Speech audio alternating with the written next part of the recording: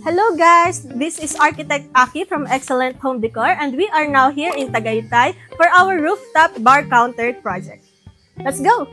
So una ay makikita natin itong black stone quartz natin para sa ating bar counter. Kung mapapansin natin ay medyo mataas ito dahil ito yung standard height ng ating bar counter. At pinartneran natin siya ng WPC na dark walnut para maganda ang kanyang accent. So, ito yung ating preparation area. Pag-prepare ng mga cocktails or wines para sa mga bisita ng ating client. Naglagay din tayo dito ng mga outlets. At syempre, hindi natin makakalimutan itong sink ng ating bar counter.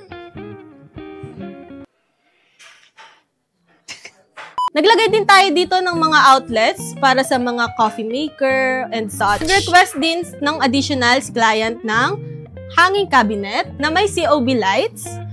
Dito ilalagay yung mga wines and everything ng client.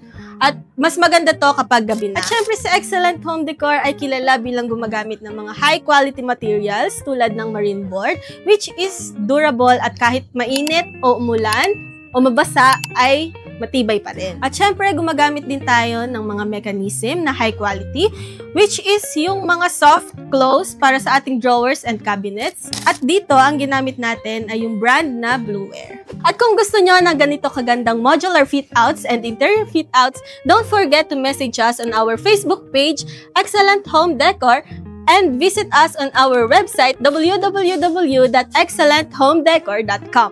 Choose excellent home decor.